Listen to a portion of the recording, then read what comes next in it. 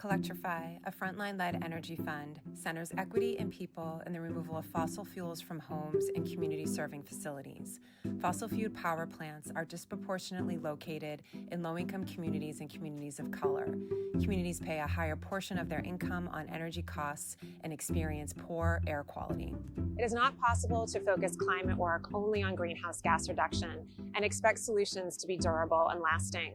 We, started really as a bunch of funders and community organizations talking about how to fill this new need in the community, which is empowering local groups to make decisions on where the fund should go. The work that we are supporting at the local and national level is about shifting culture to build a movement that everyone can see themselves in. The fund provides resources to support the self-determined priorities of partners working across the country.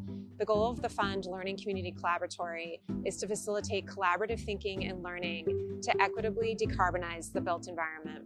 And we're finally here in Detroit, bringing together people from all over the country doing amazing work on buildings and housing equity to talk to each other and learn from each other and figure out how we're going to do more together. Utility power is the idea of making our homes sustainable. With the use of solar power, you can reduce the energy burden on people's homes, helping people stay in their community. That's how you build neighborhood, folks. We see resiliency, right? We see housing development and integrated energy, electrification, right? New ideas about how we can live in better environments. There were no environmental justice folks at that table. They had plans for rapid decarbonization, but no justice. There was no justice mentioned at all in a 100-page document about how we were going to get to zero carbon.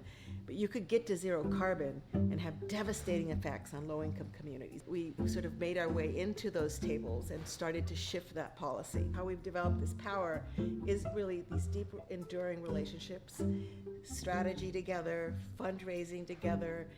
We often talked about let's not have a culture of scarcity.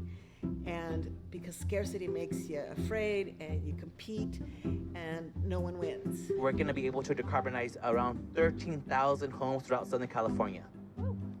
And that low-income communities across Southern California will finally be able to live in clean and resilient, healthy homes. Collectrify, a frontline-led energy fund, was created by environmental justice and climate justice leaders. We are focusing not only on creating solutions on how to better decarbonize buildings, but also on greater movement goals for lasting economic and environmental solutions through the creation of a new participatory funding mechanism to serve as a model for centering people and equity in building decarbonization.